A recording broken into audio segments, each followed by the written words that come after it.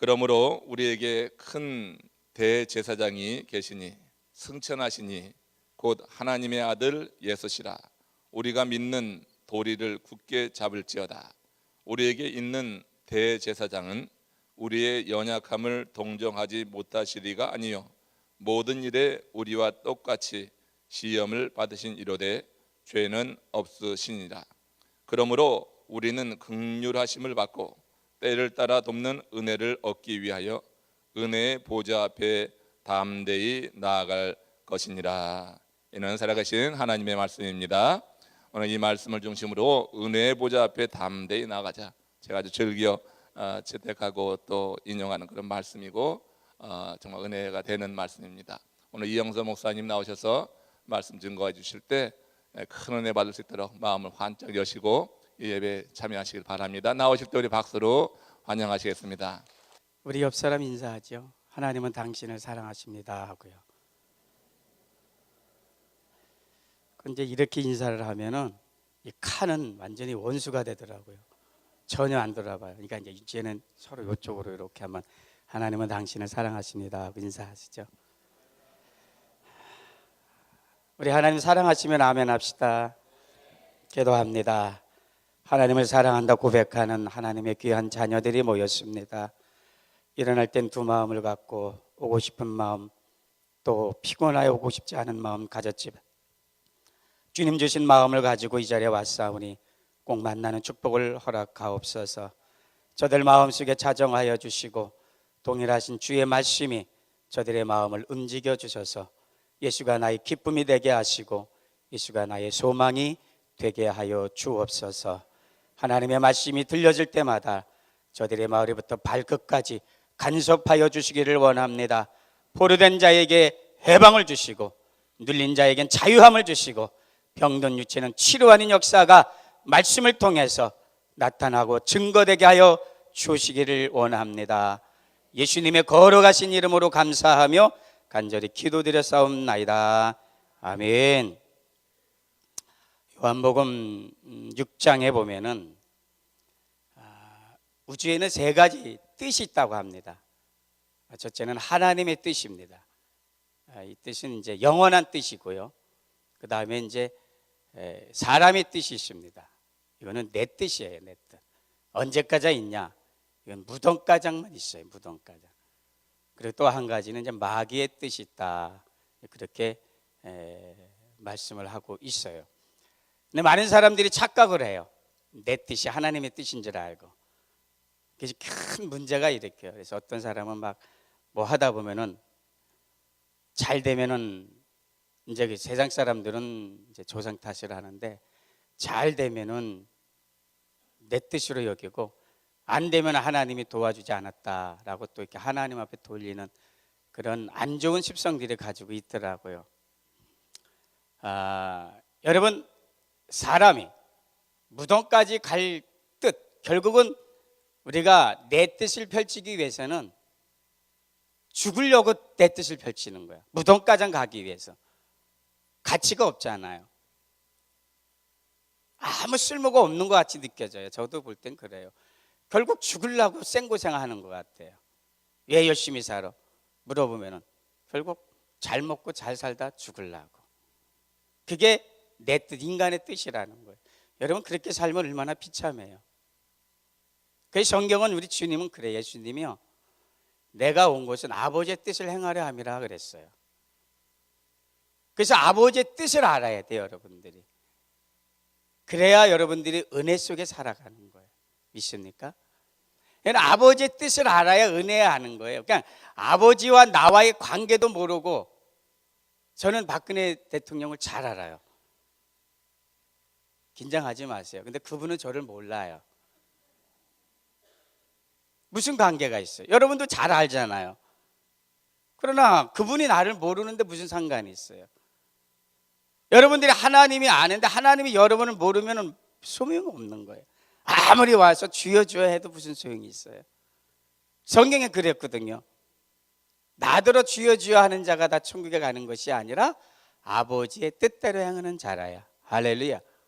아버지의 뜻대로 행하는 자라야 하나님 나라에 갈 수가 있다고 그래. 우리의 최종적인 목적은 뭐예요? 하나님의 나라잖아요. 그죠?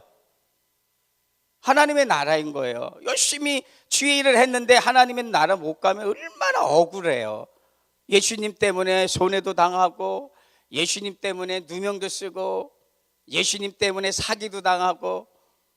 저는 예수님 때문에 사기도 당하고 또 여러 가지 안 좋은 일도 있었죠.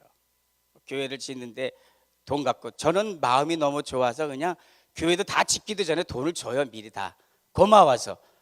그랬더니 그냥 가더라고요. 그래서 잘 가요 그랬어요. 뭐 가는데 어떻게 잡아요? 경찰서 가서 그놈 잡아주세요. 그걸 어떻게 얘기를 해요? 그 잡으면 어떻게 해요? 집사님인데. 그래서 처음에는 그냥 죽이려면 살리려면 하다가, 이 사람이 잘 돼야 돈을 벌면은 돈 가지고 오겠다. 그게 지금은 기도해요. 하나님, 내 돈 갖고 도망간 사람 부자 되게 해주세요. 이거 우습게 들을 얘기가 아닌 것 같더라고요. 분명히 얘기를 했어요. 예수님도 그랬고요. 아버지의 뜻을 행하는 것. 그래서 요한복음에도 분명히 말씀했어요. 40장 6장 40절에 보면은 내 아버지의 뜻은 아들을 보고 믿는 자마다 영생을 얻는 이것이니 마지막 날에 내가 이를 다시 살리리라 하시니라 라고 말씀했어요. 여러분, 아들을 보고 믿는 거라 그랬잖아요. 예수님 믿으십니까? 예수님이 어느 부분을 믿으세요? 예수님이 한 부분만 믿으면 안 돼요. 예수님 부활하셨죠. 여러분, 우리 한국에는 부활했다는데 여기는 부활 안 하셨나요? 여기 부활하셨죠? 여러분들 12월 25일이 성탄절인가요? 여러분에게는 성탄절이 있습니까? 할렐루야. 나에게 성탄이 없으면 성탄절은 의미가 없어요. 예수님이 탄생하고 나하고는 관계가 없는 거예요. 내 안에 예수의 탄생이 있어야 돼요. 내 안에 예수의 탄생이 뭐예요? 예수의 탄생과 연합이 이루어져야 돼요. 요즘 예수님이 우리와 똑같이 탄생하지 않았잖아요. 그분은 성령으로 잉태하셨잖아요. 믿습니까? 정말 믿어요? 어떻게 처녀가 애를 낳을 수 있어요? 뭘로 증명해요? 이러려면 다들 고개를 숙여요. 나 시킬까 봐. 어떻게 증명합니까? 이거는 증명할 수가 없어요. 이 증인이 뭐냐? 이 연합이 뭐냐? 예수님의 탄생이 내 안에서 이루어지기 위해서는 이루어지는 첫째적인 반응이 뭐냐면 구원이라는 거예요. 예수가 아니면 구원이 아니잖아요. 예수님이 탄생했다는 건 탄생이 내 안에 와야 되는 거예요. 그 첫 번째 신호가 구원의 감격이에요. 구원의 감격. 사람들은 그래. 하나님이 내 기도하니까 하나님이 우리 자녀 좋은 대학교 가게 해줘서 감사합니다. 우리 남편 사업 잘 되게 해줘서 하나님 감사합니다. 물론 감사하지요. 근데 내 아이가 대학교 떨어지고 하면 감사 안 해요. 사업이 잘 안 되면 감사 안 해요. 문제가 생기면 감사 안 해요. 그게 문제라는 거죠. 진정한 감사는 구원의 감사예요.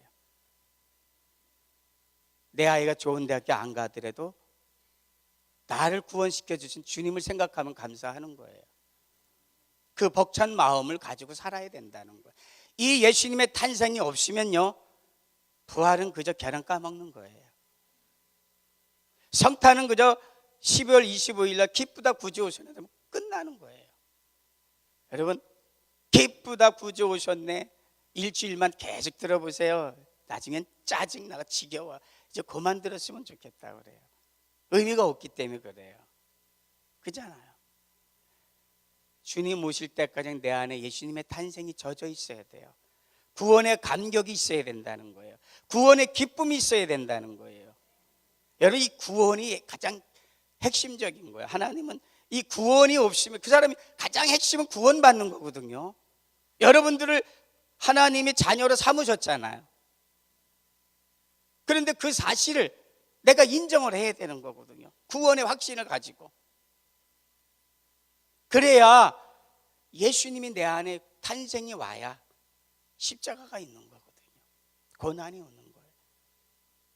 예수님의 성탄이 없으니까 고난이 와도 오니 싫어해. 십자가가 없어. 보혈이 없습니다. 제가 여기 와서 참 느낀 거는 이 찬양의 보혈이 흐르더라고요. 찬양의 보혈은 흐르는데 죄송하지만 제가 적은 소견으로 기도하면서 느끼는 건 성도들에게는 보혈이 약하더라고요. 보혈이 없어요. 찬양에는 보혈이 있더라고요. 다 보혈 찬송. 보혈을 지나 하나님 품으로 구주의 십자가 보혈. 부르기는 열심히 부르는 것 같은데 내 심령에 예수가 피가 안 흘러다는 거죠. 예수의 피. 여러분 성전에 보면은 송구영신 예배 때 목사님이 성막을 하셨는데 여러분 성막에 뜰 안에요 가장 먼저 들어가면 번제단이 있잖아요. 뭐 하는 거예요? 번제단에서 짐승 잡아 죽이는 거예요. 살아있는 짐승을 제사장이 잡아요. 그러면 잡으면은 그 짐승의 피가 온 제사장의 머리에 몸에 피범벅이 되는 거예요. 오늘날 예배는요 피의 흔적이 있어야 돼요. 예수님의 피의 흔적. 기대하는 마음으로.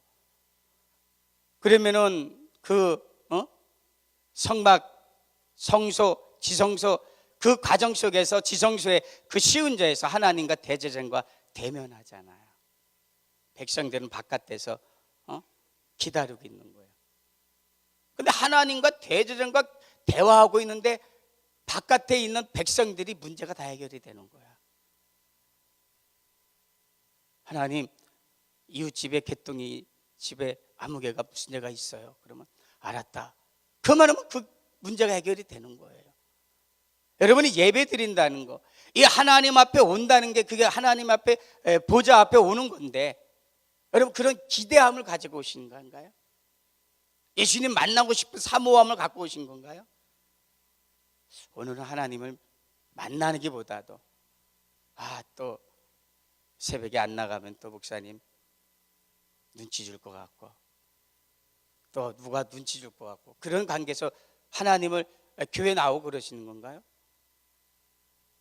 여러분 아버지의 뜻 이건 믿는 건데 성탄이 내게 오면은요 그 사람에게는 자연으로 이 십자가가 있게 마련이에요. 예수님의 십자가 고난. 그 고난을 통해서 예수님이 무덤 속에 들어가잖아요. 죽으셨잖아요.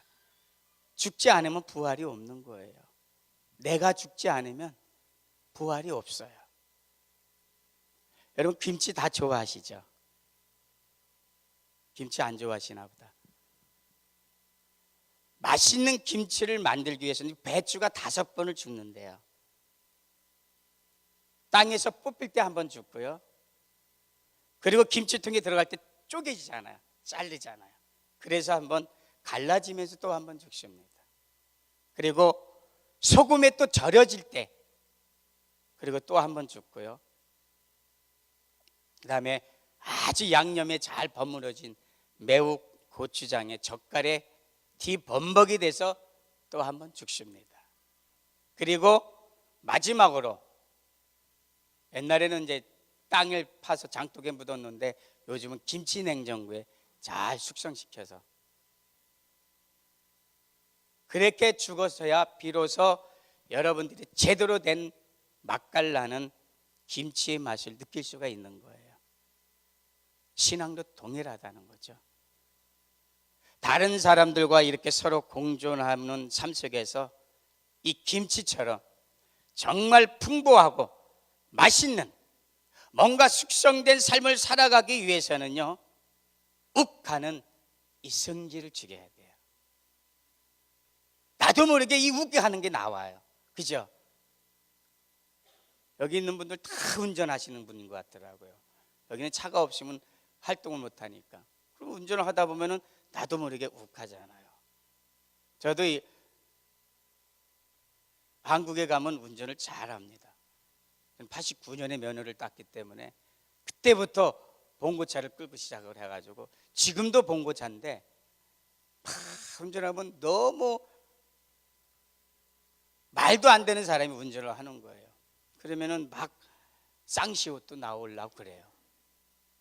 옆에 아무도 없으면 쌍시옷 나와요, 소식이. 옆에 누가 있으면은 막 하다가 나도 모르게 입을 담그죠. 이 욱하는 성질을 죽여야 된다는 거예요. 자기만의 그 외고집, 얼마나 사람이 이 고집이 센지 몰라요. 뭐 무슨 누구 무슨 이 고집하면 뭐 이런 게, 모든 사람이 다 고집이 있어요. 또 남에 대한 그런 삐딱한 편견, 그리고 고정관념들이 죽어야 돼요. 또한 자기만의 욕심을 내는, 그래서 남을 배려하지 않는 그런 성질도 죽여야 돼요. 그래서 나 혼자가 아니라 서로가 조금씩 양보하고 서로 윈윈하는, 서로 그런 밝은 유대 관계를 지속되는, 그것이 믿음의 생활이고, 그것이 십자가의 길이고, 그것이 부활의 역사인 겁니다. 그래 부활이 돼야, 그 부활이 이루어져야 예수님의 승천이 되는 거예요. 여러분에게 그 승천의 능력이 임하시기를 바랍니다. 여러분, 예수님이 승천하지 않았다면요, 부활의 의미도 사실 별 의미가 없어요. 반드시 여러분의 그 승천이 있으기를 바랍니다. 고국교회, 아니 한국교회에 아주 안 좋은 그 현상이 하나 있는데, 그것이 이제 연말, 연초가 되면은 교인들이 이동하는 그런 안 좋은 그런 현상이 생겼어요. 그래서 많은 교회들이 또 그 시간을 기다려진대요. 좀 웃기지 않아요? 어떤 성도가 몇 명이나 들어올까? 저희 교회 앞에는 그 은행나무가 하나 있습니다. 저희 아버님이 심어 놓은 건데, 제 그 교회 진 자리가 이제 제가 살고 제가 자라고 했던 그 자리입니다. 그래서 이제 거기 아버님이 은행나무를 딱 심어 놨는데, 몇 해 전에는 은행이 하나도 안 열었어요. 근데 작년에는 은행이 굉장히 많이 열렸어요. 그래서 갑자기 그냥 바람이 불면은 은행 떨어지는 소리가 막 차 지붕에 툭툭툭 소리가 나요. 그리고 몇 해 전에는 인천에 강한 태풍이 불어가지고 은행까지가 나무가 부러지기도 했어요. 그런데도 그 은행나무는 지금도 그대로 있다는 거예요. 나무는 한번 자리를 정하면 절대로 움직이질 않아요. 말라 죽을지언정. 나무는 사실 자체로 변하잖아요. 절 따라 옷을 갈아입기도 하고, 한없는 바람에, 또 보잘것없는 아주 소설 바람에도 흔들리기도 합니다. 그리고 눈이 오면 눈 맞고, 비가 오면 비도 맞고. 그러나 나무는 결코 자리를 떠나지를 않아요. 처음 자리를 반드시 지킨다는 거예요. 끊임없이 변화와 발전을 추구하면서도 언제나 변함없이 그 자리를 지켜주는 나무처럼, 그런 나무 같은 성도들, 바로 여러분들이 되시기를 축복합니다. 아마 주님도 그런 신실하고 그런 충성되고 그런 충실한 성도들을 원하시지 않겠는가? 뭐 이유야 있겠죠. 뭐 누가 마음에 안 들어, 누가 마음에 들어. 여러분 따라서 합시다. 내재하시는 그리스도, 나의 모든 걸 주관하신다. 여러분 한 몸이라는 거 배웠죠? 우리 몸에는 여러 지체가 있죠. 손도 있고 발도 있고 눈도 있고 코가 있고. 우리 이 한 몸을 이루는 거예요. 기능은 다 틀리잖아요. 여러분들이 맡은 지금은 다 틀려요. 성경에도 분명히 말씀했어요. 교회는 한 몸입니다. 믿습니까? 한 떡이에요. 여러분 떡 좋아하잖아요. 떡이 어떻게 만들어져요? 쌀을 딱 씻어갖고 부풀려갖고 가루를 내갖고 한 덩어리가 되는 거예요. 거기에 갈라지지 않고 갈아지지 않은 쌀이 하나 있다고 해서 딱딱한 쌀이, 그건 몸이 안 좋은 거잖아요. 여기 다 틀려요. 손의 역할, 다리의 역할, 눈의 역할, 뭐 귀의 역할 다 틀려요. 저 사람이 나하고 안 맞고, 저 사람이 나하고 저 사람은 성격이 틀려.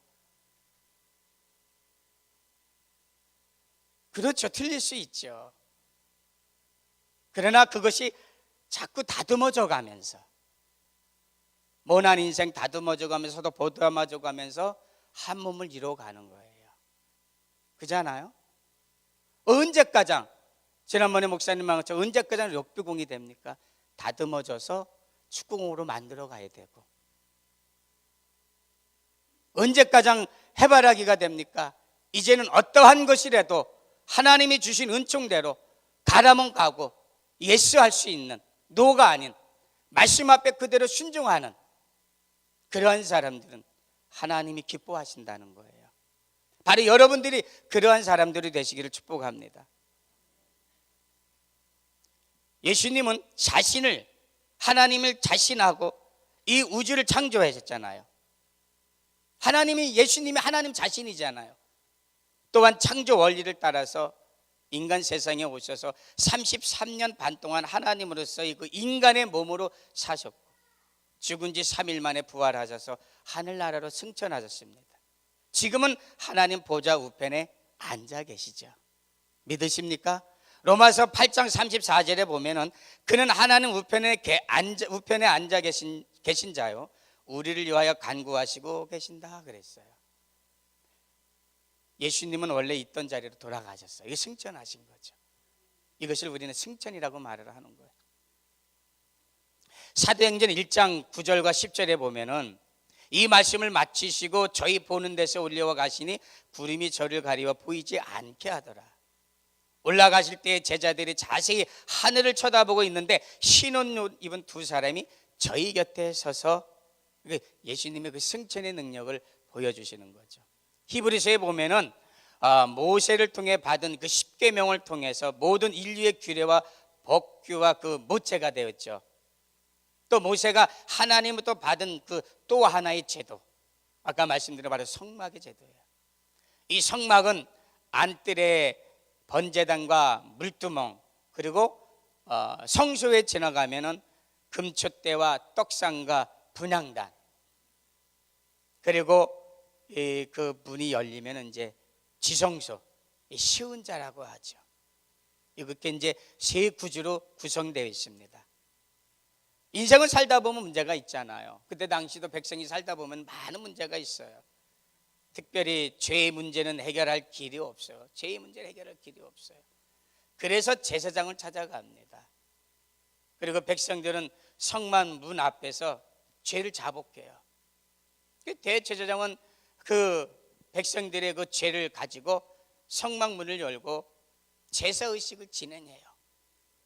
번제단을 지나고 작은 짐승의 그 물통에 씻고 성소에 나가서 금촛대, 그리고 떡상 분향단, 이게 다 깊은 영적인 의미가 있어요. 이 교회는 그 기도의 불이 꺼지지 않기를 축복합니다. 기도의 불이 꺼지면 안 돼. 여러분, 이 1년 12달 기도의 불은 항상, 여러분들이 성소에 가면은 이 촛대에 항상 불이 지펴지는 거예요. 그 의미를 알아야 돼요. 여러분 자신을 위해 뿐만 아니라 나라와 민족을 위해서, 그리고 여러분의 영적 아버지인 목회자들을 위해서 여러분 기도의 불을 놓지 마시기를 바랍니다. 항상 기도의 불이 살아있어야 돼요. 그러지 기도하지도 않고 뭐 이렇다 저렇다 말하는 거는 이건 좀 문제가 있어요. 그래서 정해진 순서에 따라서 뭐 안뜰을 지나서 성소를 지나고 나가고 최후의 지성소 앞에 들어가 시운자 앞에 딱 서게 됩니다. 그때 이제 제사장과 하나님과 대화를 해요.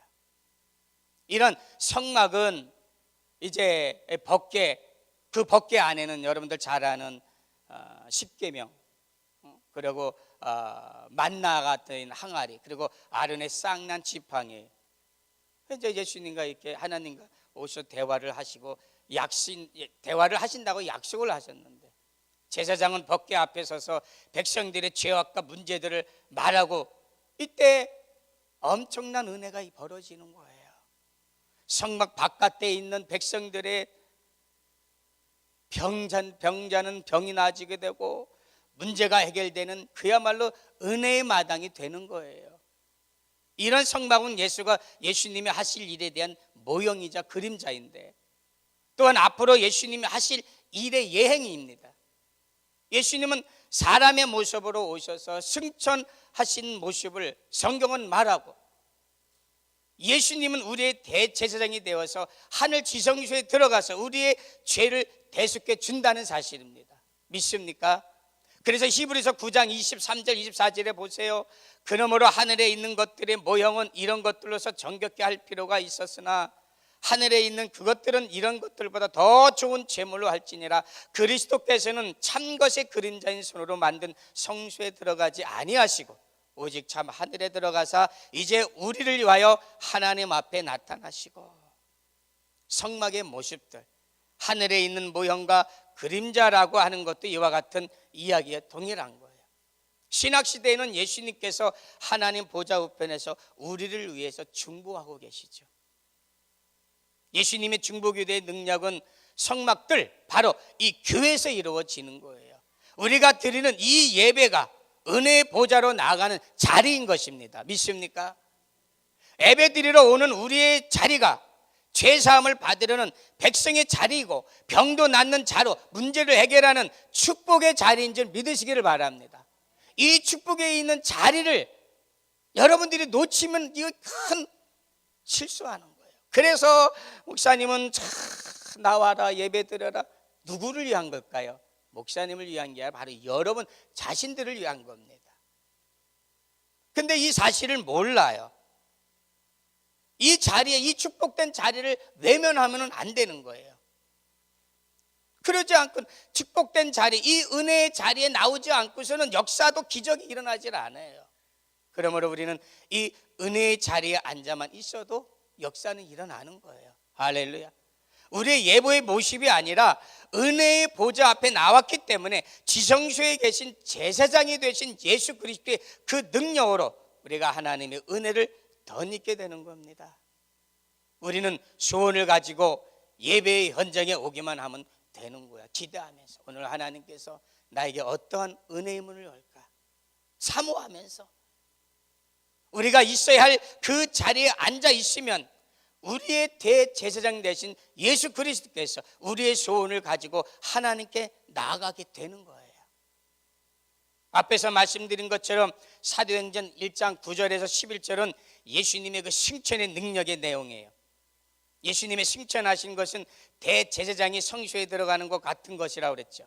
예수님이 승천 이후에는 사도행전 2장 이후의 사건은 다 대제사장이 되신 예수 그리스도께서 이 지성소에 나아가서 중보를 끝낸 후 마당의 장이라고 보는 거예요. 즉 그 마당의 장에서 뭔 일이 벌어졌다고 그랬어요? 병이 났고 기쁨이 충만하고 사도들과 교제하고 떡을 떼며 이런 마당의 장인 거예요. 하나님이 회복하는 진정한 교회의 모습인 거예요. 바로 이러한 모습이, 이러한 교회가 바로 이 교회가 되기를 축복합니다. 여러분, 라면 종류가 몇 개인지 아세요? 50가지가 넘어요. 제가 알기로는. 컵라면 빼고요. 근데 그 라면 중에 대표하면은 뭔 라면이에요? 아, 그래요? 신라면이라고 하더라고요. 어떤 사람이 그래요. 야, 라면이 이렇게 많아도 그래도 라면 하면 신라면이지 그러더라고요. 이 플로리다의 그 제가 혀가 좀 짜십니다. 이 지역에 교회가 많아도 그래도 이 교회가 최고다라는 그런 자부심을 가지시길 바랍니다. 여러분이 그걸 보여줘야 돼요. 내가 하나님 앞에 은혜의 보좌 앞에 나가니까 그 말씀 속에 나의 문제가 해결되고 나의 인생이 다 그 안에 다 포함이 되고 그 말씀을 통해서 내 마음이 시원하고 그 여름 냉수 마시듯이 그 해결되는, 그게 여러분들을 통해서 나타나고 증거가 돼야 되는 거예요. 오늘은 목사님이 어찌 내 마음을 아시고, 내가 요즘 몸이 안 좋은데, 우리 목사님 기가 막히게 나에게 죽도 써줘가지고 내가 잘 먹고 갔다고. 이게 은혜 속에 사는 거지. 오늘은 죽 썼어. 여러분, 병들면 죽 먹어야 살아요. 밥 먹으면 큰일 납니다. 그래야 안 그래요? 나는 병들어도 밥 드실 분 인생들 같아요. 때로는 죽도 먹어야 되고요. 가끔가다 반찬 먹을 때 라면 끓여 먹으면 기가 막히게 맛있어요. 배가 나오는 건 나중 일이고요. 여러분, 모든 여기서 들은 주의 중에 말씀은 생명의 말씀이에요. 이 말씀이 여러분들에게 영혼이 되고 여러분의 영을 살리는 거예요. 살리는 건 영인 거예요.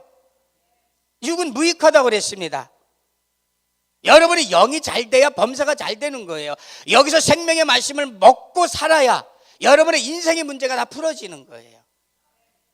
그래야 이 단에서 나오는 그 생명의 말씀이 하나하나 그것이 여러분의 약이 돼야 돼요. 그 진리의 말씀이, 생명의 말씀이.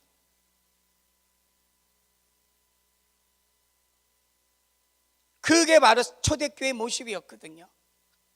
성도들 간의 사랑의 교제, 마음으로 하나가 되고 같은 말, 같은 뜻, 같은 생활을 하고, 이것이 살질이 이루어지기 위해서는요, 간단하게 이제 4가지만 말씀드릴게요. 첫째, 따라서 합시다. 알자. 대제사장이신 예수님과 나와의 관계가 어떤지를 알라는 거예요. 관계가, 이걸 잘 알아야 돼요.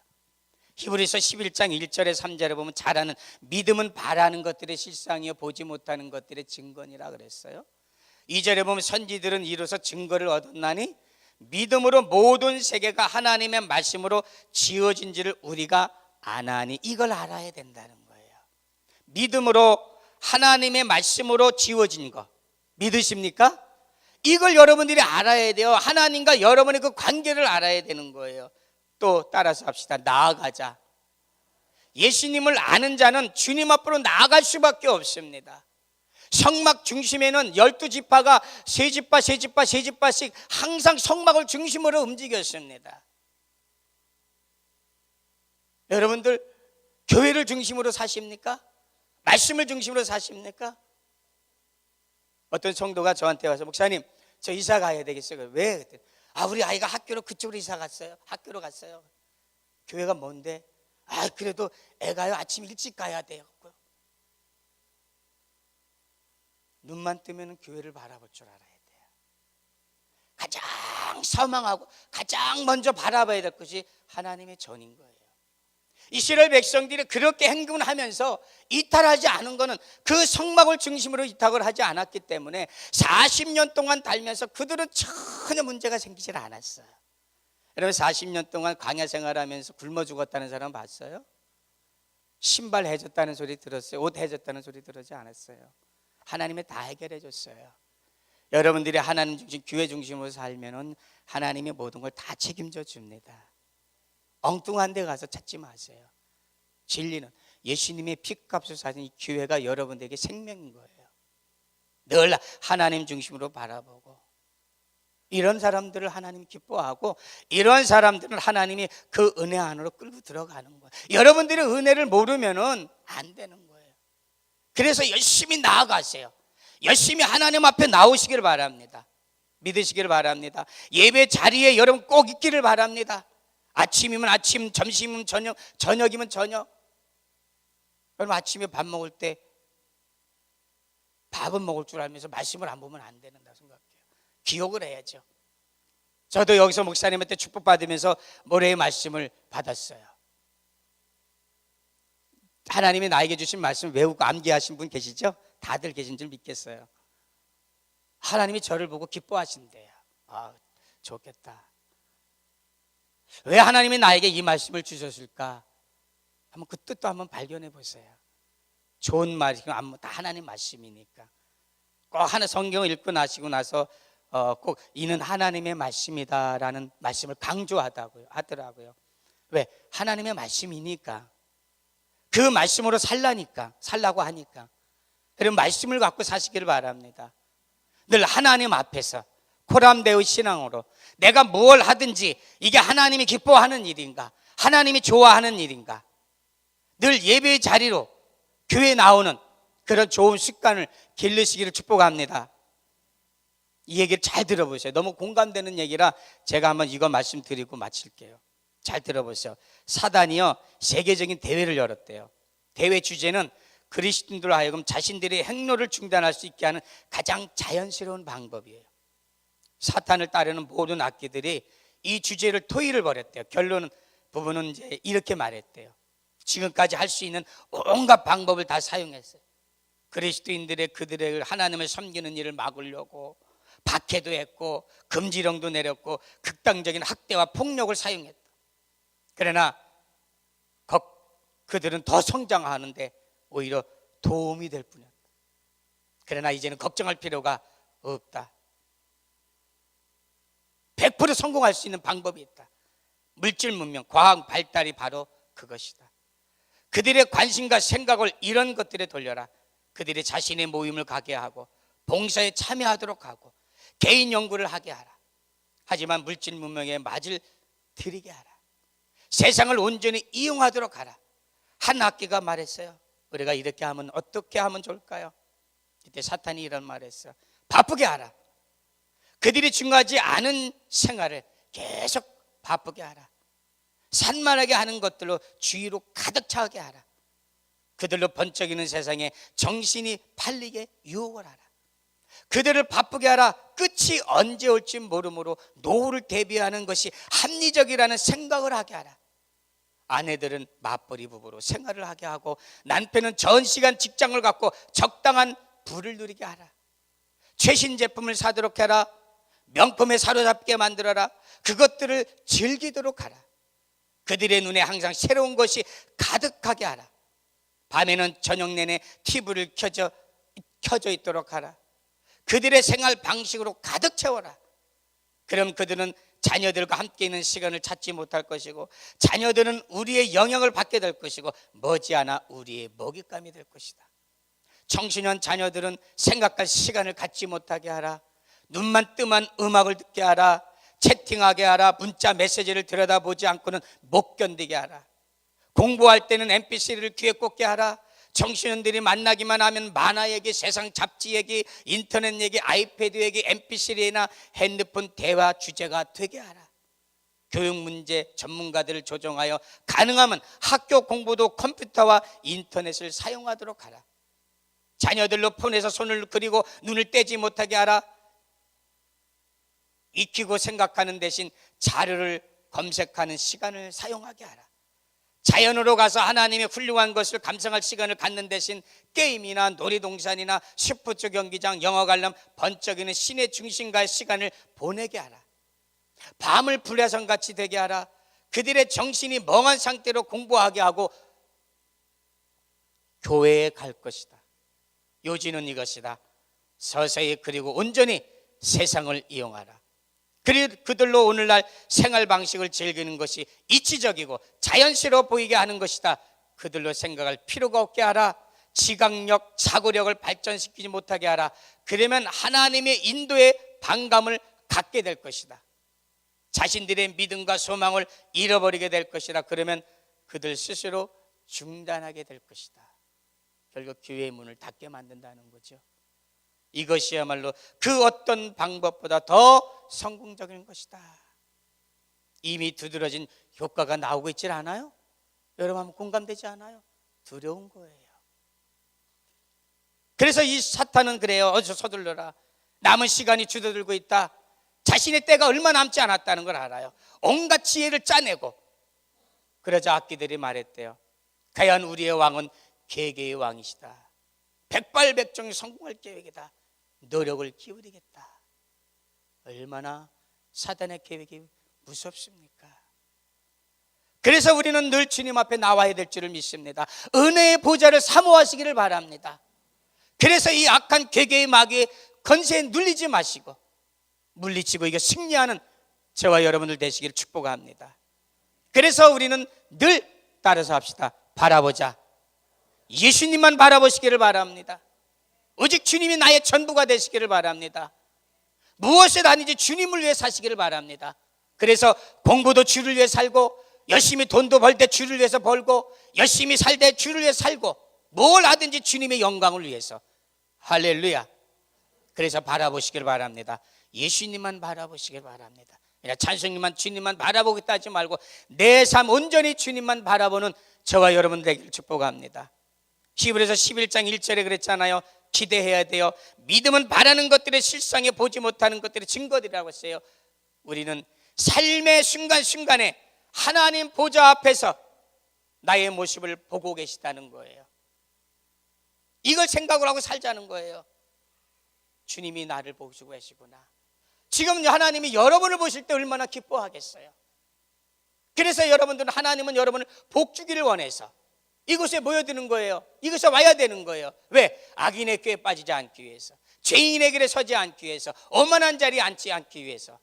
그래서 이 자리에 와서 은혜의 보좌를 사모하고 말씀에 여러분의 생명이 되고, 가는 곳마다 하나님이 여러분의 지경을 활짝 넓혀주리라 믿습니다. 그래서 따라서 합시다. 마지막으로 믿자. 이걸 믿어야 된다는 거예요. 말씀을 믿으라는 거예요. 하나님은 능력 있는 사람만 쓰질 않아요. 하나님 말씀 앞에 순종하는 사람을 쓰십니다. 주의 종의 말씀 앞에 순종하시기를 바랍니다. 가서 죽으라 하면 죽을 신용도 내야 돼요. 사도 바울은요, 자기는 영적 애비라고 그랬어요. 가심으로 나왔다고 그랬어요, 디모데에게. 여러분, 주의 종이 뭐 아쉬워서 지들 알아서 하겠죠. 내버려 두겠죠. 안 그래요. 성도가 몸이 아프면요, 밥맛이 없어요. 성도가 문제가 있으면요, 근심이 돼. 더 많이 근심돼. 하나님 앞에 기도할 수밖에 없어요. 그걸 공개하지는 않을 뿐이죠. 공개하면은 또 오해하니까. 그죠? 하나님, 그 성도가 이런 일을 당했네요. 좋은 일이면 더 기뻐합니다. 그걸 한 사람한테 편애할 수 없으니까 그 마음으로. 그러니까 목사님이 술도 안 먹었는데 담배도 안 폈는데 간이 썩어요. 그게 다 그 마음에 조여서. 그러니까 여러분들도 기도하시길 바랍니다. 우리 목사님 간 건강하도록. 할렐루야. 여러분, 속색이지 말라는 거예요. 여러분, 존재의 원인은 그러잖아요. 아버지가 나한테 돈을 안 줘서 미워하는 게 아니라, 나애가 아버지가 나를 낳지 않았다면 나는 존재 의미가 없어요. 그렇잖아요. 그래서 나를 낳아준 그 존재 의미 때문에 감사하는 거예요, 아버지한테. 그 존재 의미를 잊어버리지 말고, 예수님께서 대제사장이 되셔서 우리의 모든 문제를 해결해 주심을 믿으시기를 바랍니다. 모든 성도들은 매주일 하나님께 나올 때마다 그 기대감을 가지고, 그 기쁨을 넘치게 가지고 나오셔서 하나님으로 공급받는 그런 체험의 손길이 여러분 모든 성도들 삶 속에 그대로 나타나기를 주님의 이름으로 축복합니다.